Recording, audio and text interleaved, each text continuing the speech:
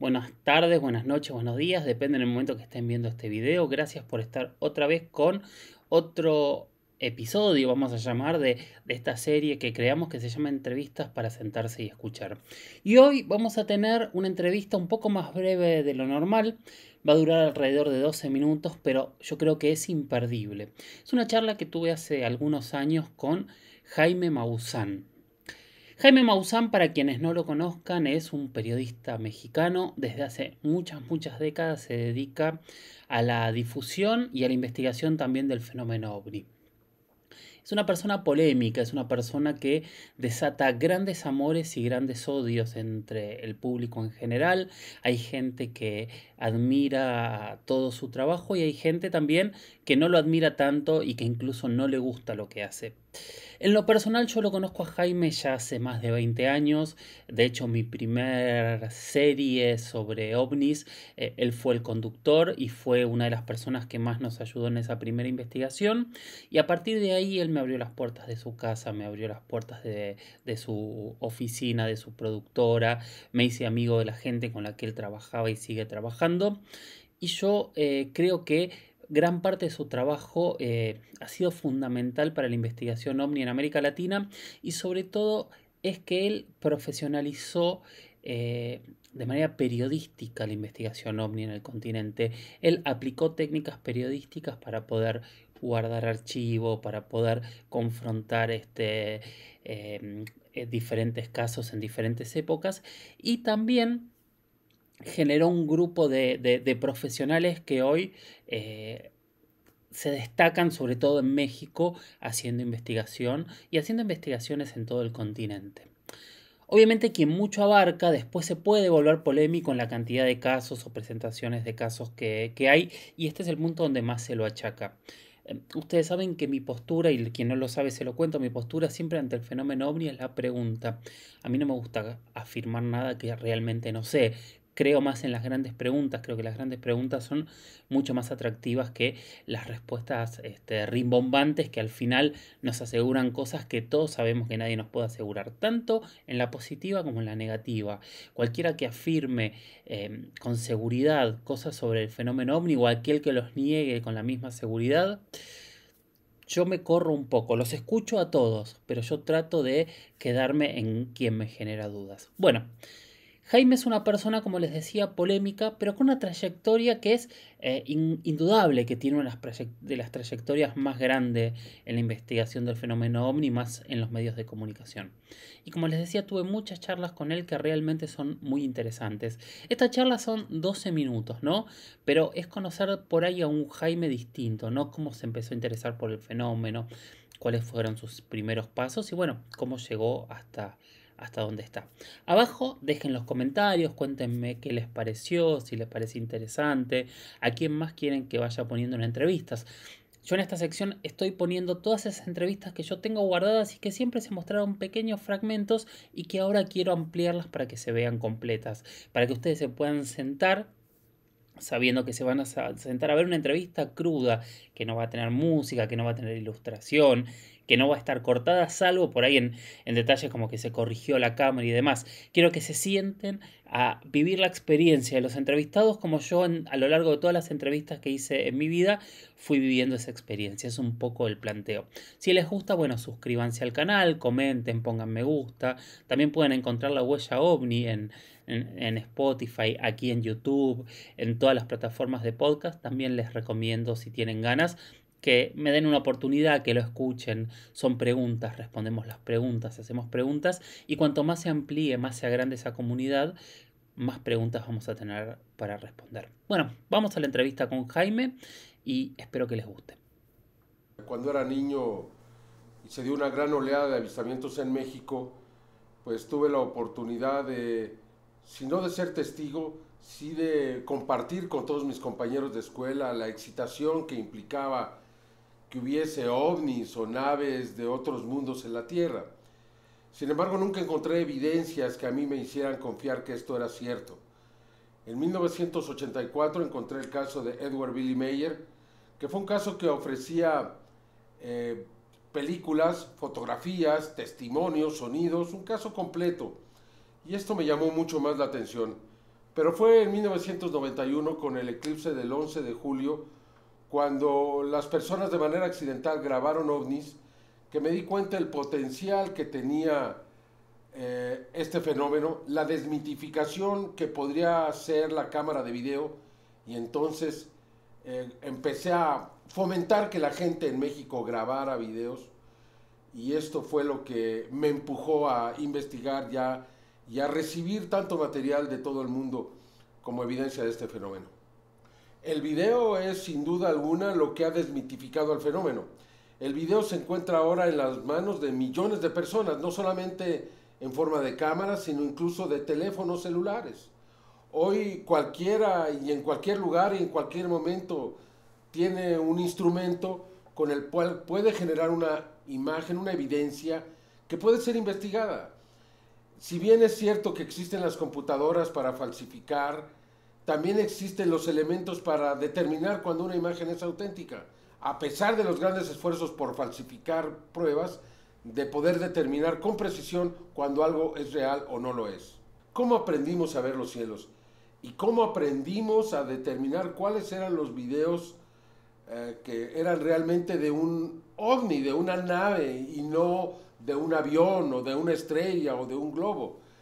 Fue sin duda que a través de la propia experiencia.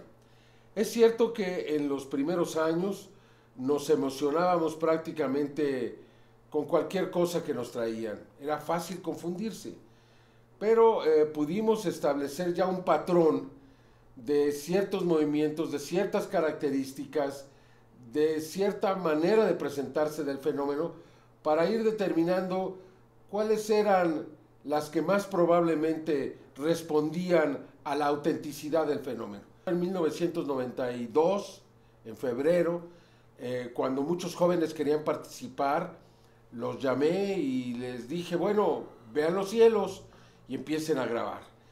Tardamos algunos meses en que esto ocurriera. Peter Eckert, de los Vigilantes, fue el primero que grabó un ovni, y ahí me di cuenta que era posible hacerlo, y con el tiempo ellos mismos fueron desarrollando esta extraordinaria habilidad, porque ver el cielo es muy difícil, o sea, no cualquiera lo puede hacer, requiere de un entrenamiento visual que solamente se va a adquirir con la práctica. Solamente viendo ahí, muchos de ellos empezaron a utilizar las nubes, las orillas de los edificios, las montañas, para poder determinar cuando había ahí un objeto, porque no es nada fácil, ¿no? El tema ovni, el fenómeno ovni, es lo más peligroso que existe para el sistema actual en el que vivimos. O sea, aceptar el fenómeno ovni tal y como está determinado nuestra infraestructura, nuestra forma de actuar, determinaría una transformación o un final. Simplemente el tipo de combustibles, de energía que utilizamos, que son combustibles o energía basada en combustibles fósiles, tendría que cambiar, porque evidentemente que nos demostraría esta presencia que estos seres ni están usando la gasolina, ni están usando el gas, ni están usando el petróleo para llegar de un lugar al otro del universo. Entonces esto tendría que determinar un cambio en los hábitos de consumo muy importantes, de tal manera que el poder militar, el poder económico, el poder político muy especialmente, se verían muy afectados. Creo que esto lo pudieron determinar con gran precisión los militares de los Estados Unidos desde 1947, que inmediatamente suprimieron el tema porque se dieron cuenta que era muy peligroso y porque además demostraba al público que había algo superior, había algo sobre ellos mismos. Y esto, después de la Segunda Guerra Mundial, como los grandes vencedores, no estaban dispuestos a aceptarlo. El 25 de marzo de 1948 descendió un objeto en las proximidades de Aztec, en Nuevo México. Ahí había 14 cuerpos de seres deshidratados, calcinados, como si un rayo de microondas los hubiera matado. Este objeto fue llevado a la base nuclear, a la planta nuclear de Los Álamos. Ahí 8 de los científicos que estaban trabajando quisieron, a través de un periodista, Frank Scully, dar a conocer esta historia. Esto nos demuestra que en los primeros tiempos los científicos, los militares, los pilotos no estaban tan amedrentados, no tenían el miedo de hablar con libertad de este fenómeno, pero fue la ridiculización, esta campaña que se desarrolló desde los primeros momentos en contra de aquellos que decían que esto era verdad, que desanimó a muchos. En los Estados Unidos, el 24 de septiembre del 47, se implanta una ley que declara este fenómeno de seguridad de Estado, de seguridad nacional. Ningún empleado del gobierno, ningún piloto podría hablar con libertad de este fenómeno sin temer las represalias. Todos los pilotos que hablaban de este tema dejaban de volar, se les eliminaban sus licencias, se decía que estaban mal de la mente. Todos los políticos que decidían decir algo eran cuestionados, eran acusados y muchas veces perdían la credibilidad ante su propio pueblo.